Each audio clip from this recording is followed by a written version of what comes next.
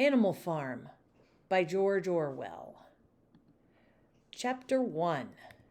We meet the characters.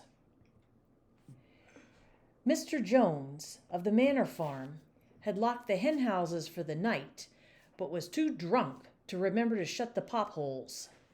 With the ring of light from his lantern dancing from side to side, he lurched across the yard, kicked off his boots at the back door, drew himself a last glass of beer from the barrel in the scullery, and made his way up to bed, where Mrs. Jones was already snoring. As soon as the light in the bedroom went out, there was a stirring and a fluttering all through the farm buildings. Word had gone round during the day that old Major, the prize middle white boar, had had a strange dream on the previous night and wished to communicate it to all the other animals. It had been agreed that they should all meet in the big barn as soon as Mr. Jones was safely out of the way. Old Major, so he was always called, though the name under which he had been exhibited was Willingdon Beauty, was so highly regarded on the farm that everyone was quite ready to lose an hour's sleep in order to hear what he had to say. At one end of the big barn, on a sort of raised platform, Major was already ensconced on his bed of straw, under a lantern which hung from a beam. He was 12 years old and had lately grown rather stout, but he was still a majestic-looking pig, with a wise and benevolent appearance, in spite of the fact that his tushes had never been cut. Before long, the other animals began to arrive and make themselves comfortable after their different fashions. First came the 3 dogs, Bluebell, Jessie, and Pincher, and then the pigs, who settled down in the straw immediately in front of the platform. The hens perched themselves on the windowsills, the pigeons fluttered up to the rafters, the sheep and cows lay down behind the pigs and began to chew the cud. The 2 cart horses, Boxer and Clover, came in together, walking very slowly and setting down their vast, hairy hoofs with great care, lest there should be some small animal concealed in the straw. Clover was a stout, motherly mare approaching middle life, who had never quite got her figure back after her 4th foal. Boxer was an enormous beast, nearly 18 hands high, and as strong as any 2 ordinary horses put together. A white stripe down his nose gave him a somewhat stupid appearance, and in fact he was not of first-rate intelligence, but he was universally respected for his steadiness of character and tremendous powers of work.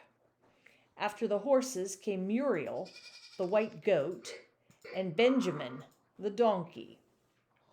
Benjamin was the oldest animal on the farm, and the worst tempered. He seldom talked, and when he did, it was usually to make some cynical remark.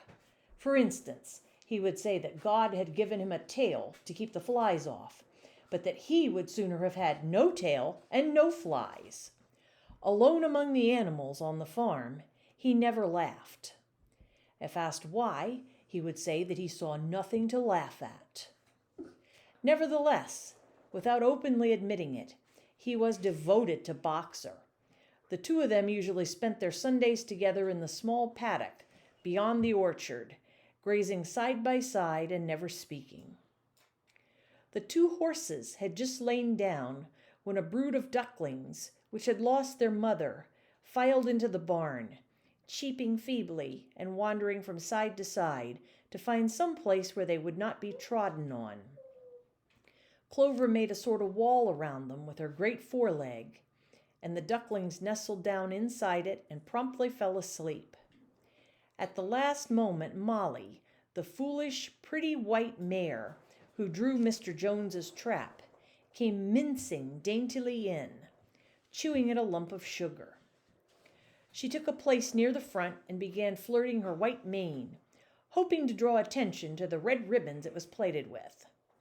Last of all came the cat, who looked round as usual for the warmest place, and finally squeezed herself in between Boxer and Clover.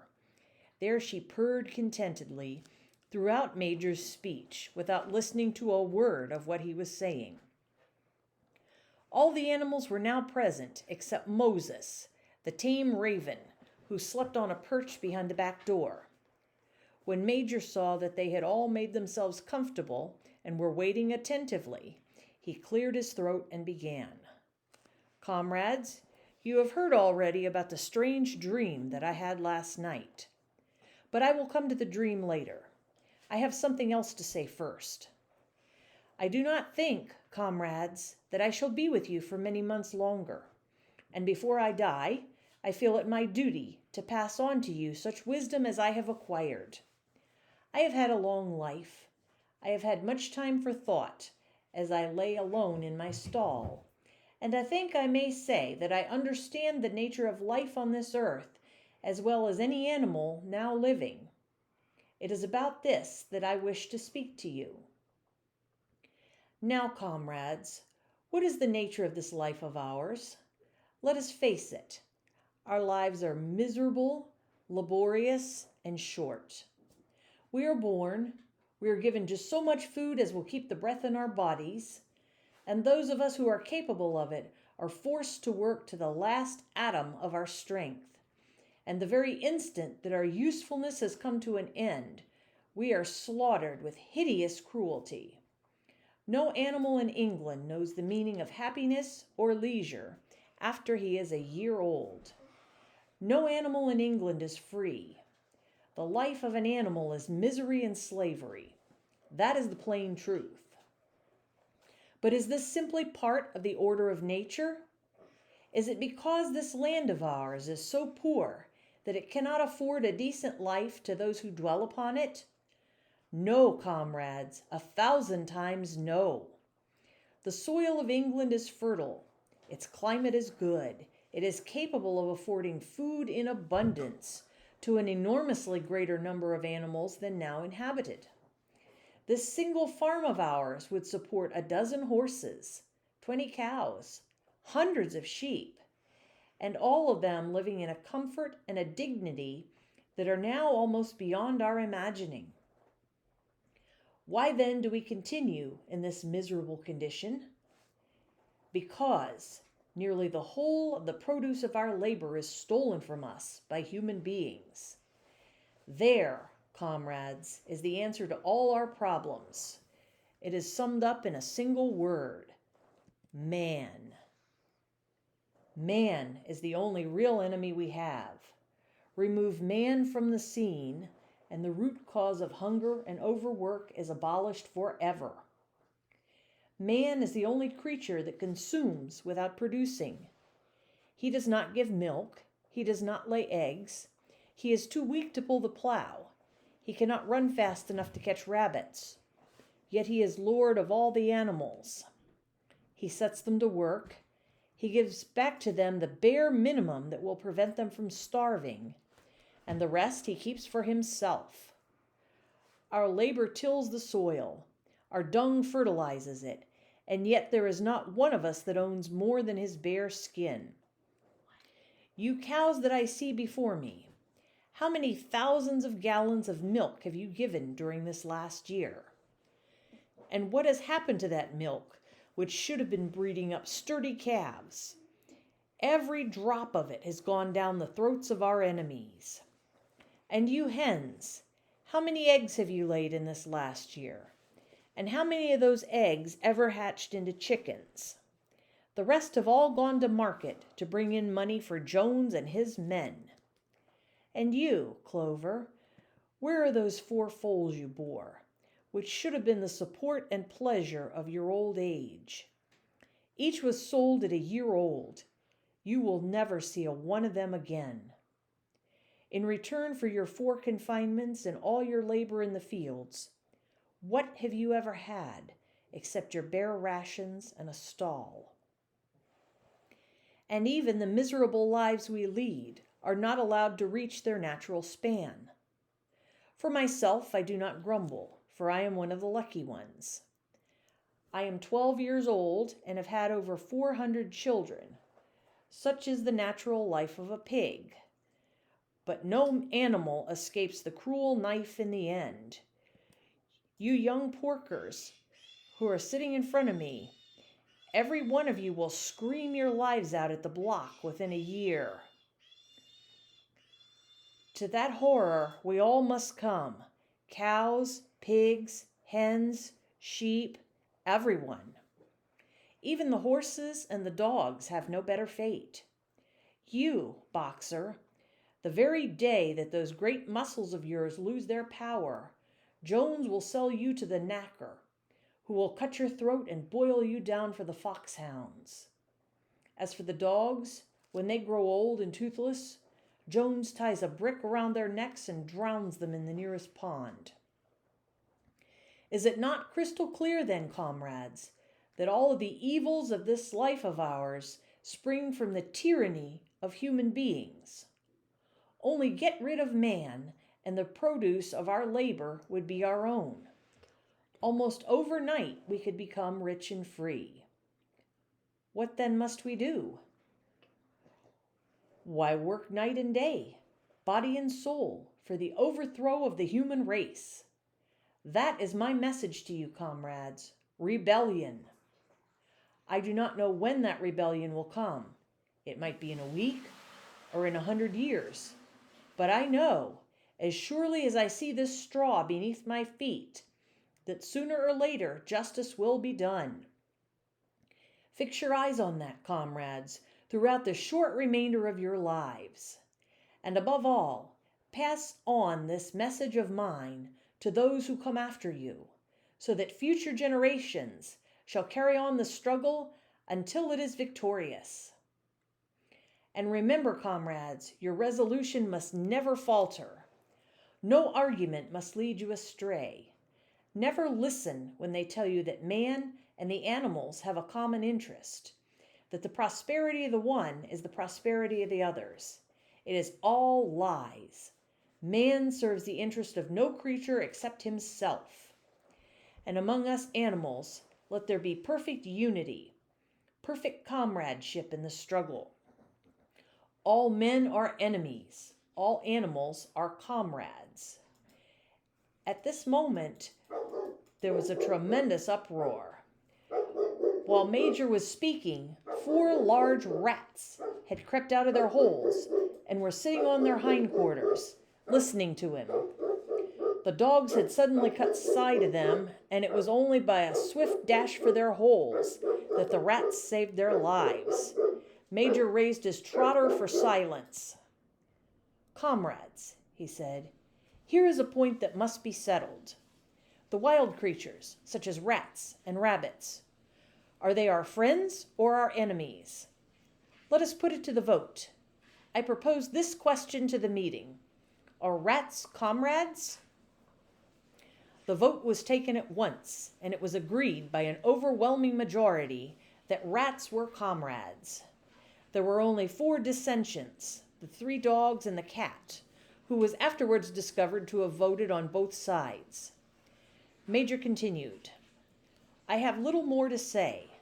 I merely repeat, remember always your duty of enmity towards man and all his ways. Whatever goes upon 2 legs is an enemy. Whatever goes upon 4 legs or has wings is a friend. And remember also that in fighting against man, we must not come to resemble him. Even when you have conquered him, do not adopt his vices. No animal must ever live in a house, or sleep in a bed, or wear clothes, or drink alcohol, or smoke tobacco, or touch money, or engage in travel. All the habits of man are evil. And above all, no animal must ever tyrannize over his own kind. Weak or strong, clever or simple, we are all brothers. No animal must ever kill any other animal. All animals are equal. And now, comrades, I will tell you about my dream of last night. I cannot describe that dream to you. It was a dream of the earth as it will be when man has vanished. But it reminded me of something that I had long forgotten. Many years ago, when I was a little pig, my mother and the other sows used to sing an old song of which they knew only the tune and the first 3 words. I had known that tune in my infancy, but it had long since passed out of my mind. Last night, however, it came back to me in my dream. And what is more, the words of the song also came back. Words, I am certain, which were sung by the animals of long ago and have been lost to memory for generations. I will sing you that song now, comrades. I am old and my voice is hoarse, but when I have taught you that tune, you can sing it better for yourselves. It is called Beasts of England. Old Major cleared his throat and began to sing. As he has said, his voice was hoarse, but he sang well enough, and it was a stirring tune, something between Clementine and La Cucaracha. The singing of this song threw the animals into the wildest excitement. Almost before Major had reached the end, they had begun singing it for themselves. Even the stupidest of them had already picked up the tune and a few of the words. And as for the clever ones, such as the pigs and dogs, they had the entire song by heart within a few minutes. And then, after a few preliminary tries, the whole farm burst out into Beasts of England in tremendous unison. The cows lowed it, the dogs whined it, the sheep bleated it, the horses whinnied it, the ducks quacked it.